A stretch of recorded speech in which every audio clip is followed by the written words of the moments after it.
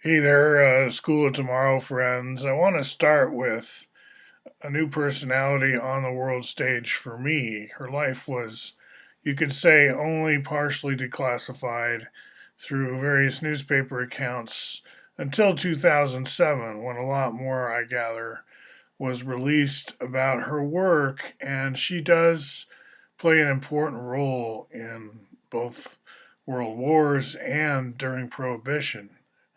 And so this is a link to the cryptography theme that we explore quite a bit, but also to Pascal's triangle and some other stuff. So, as you know, if you're just joining us, as you may not know, where I take this, like during Thanksgiving yesterday, I was explaining around the table, trying not to be too boring, that I have in my mind anyway a vast global network of Quaker-ish schools. Now, ish, because they don't have to be officially Quaker, but they're informed by like a lot of what we do here, right? There's a commitment to um, intelligent action, nonviolence, But she does she's more in the Psy-war side of things.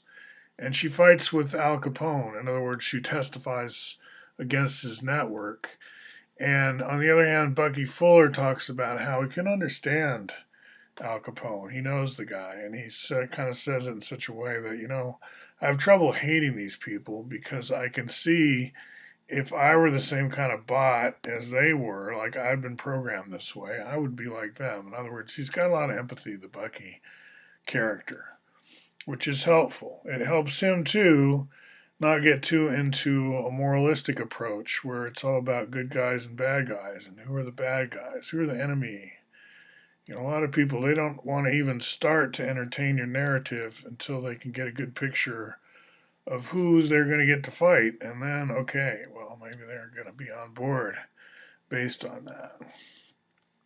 Speaking of impersonal forces, like don't take it personally, we just lost a skin off of a Burbank studio. Where's a good picture of that? It was going up, right? It wasn't complete, and the winds came along and took it out.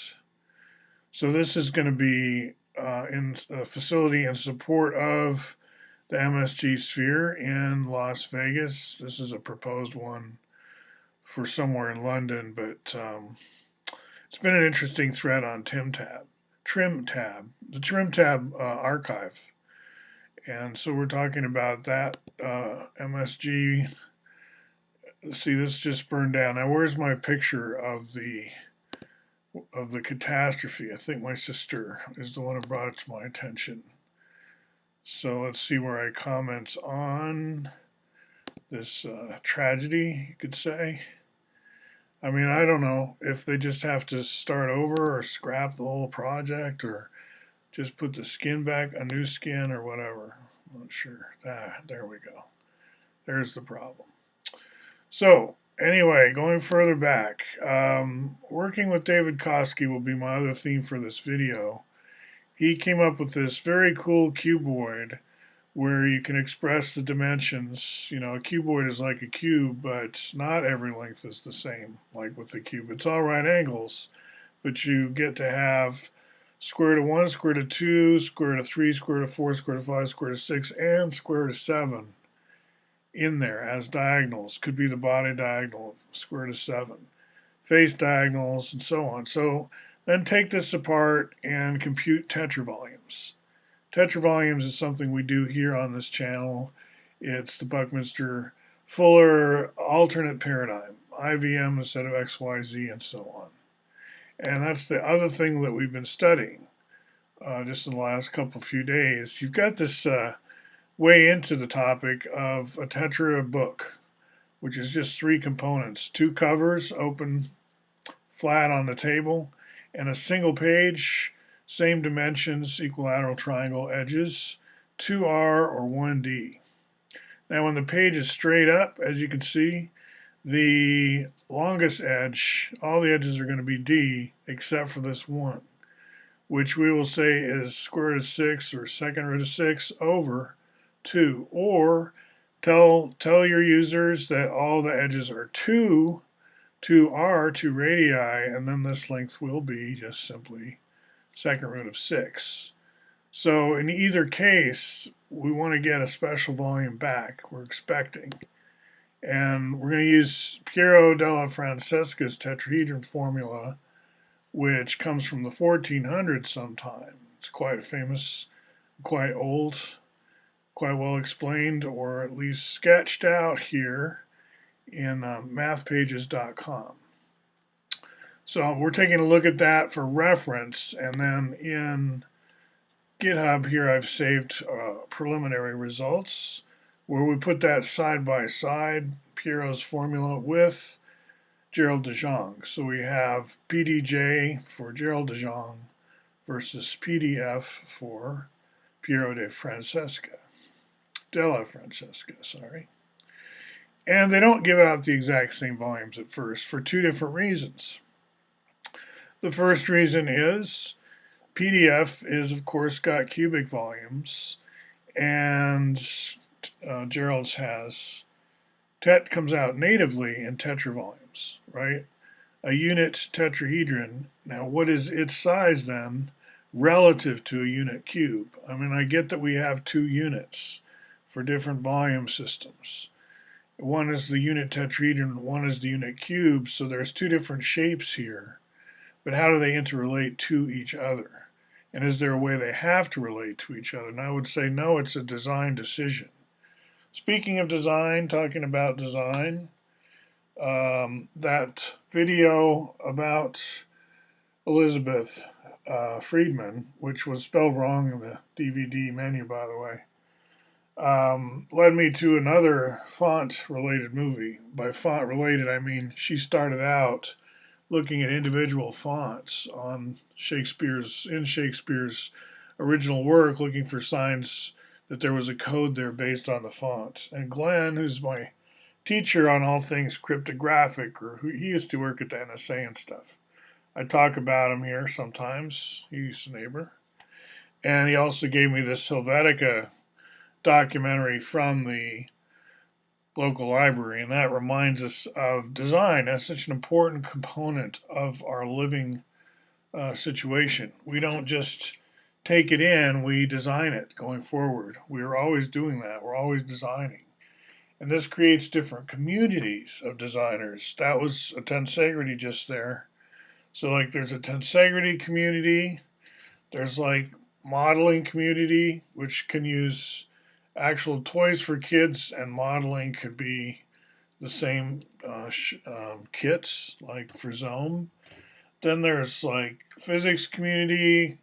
This looks kind of like a roller coaster, I realize, in 0G. Like if we had to do roller coasters in 0G out in space, won't happen right away. Roller coasters are not the priority. And then, of course, other communities. Like here's the Zome tool I was mentioning, right? Now, when we build this shape, the way we're really thinking about it, usually in our geometry, all the lengths are the same length, and therefore the red and blue, the red, white, and blue, it looks like American or something, or patriotic in some way, or French. But anyway, they would all be the same color edges if this were traced out within the IVM, what we call the isotropic vector matrix. And there, I just wanted to say again, when it comes to, let's move this out of the way, when it comes to the 2 paradigms, IVM and XYZ, we want to build up associations with Alexander Graham Bell here and the octetress. Forget about patents and who wants credit and all this. We want to spread the awareness that this is generalized principles and that great minds think alike and blah blah. So we're not threatened over here by the fact that great minds think alike. In fact, that would be somewhat expected, right? So we're building together a lot of different influences. We're kind of a confluence. And the Bucky stuff is really a bubbling cauldron, you could say, of so many interesting thinking traditions, lineages. It's where a lot of nomadic kind of tribes kind of converge. I just got this. Thank you, Maurice, for recommending. It's got a lot of Wittgenstein in it. This book is called A Study in Nomadic Spirituality, Wandering God by Morris Berman. Just started reading it. It looks very good so far. So I hope that kind of gives you some context for how we're approaching this Quakerish school's curriculum. We're trying to be clear about where the Bucky stuff fits in so that we can better glue together all kinds of other stuff, like how does Elizebeth Friedman's life overlap or connect? How does her fate intertwine with that of, say, J. Edgar Hoover, not just Al Capone, right?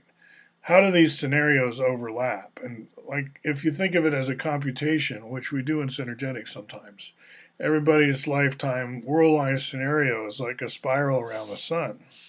As the sun spirals around the galaxy, we're making a rope, a human threaded rope of interactions and overlaps, and that's physically too, right?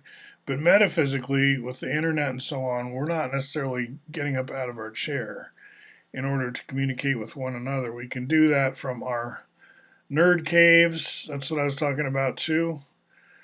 I want people to have access to enough desk space and screen real estate that they're not just trying to like cram their whole cyber reality into a tiny phone, right? And so what do we do about school when it comes to like athletes get a field? Everyone gets their ergonomic situation that they need for their sport. But when it comes to like computer science, you need more than just a tiny desk crammed in with a lot of people and stuff. You need your own nerd cave. That's got to be an extension of school. In other words, at schools, have this as a problem on their plate.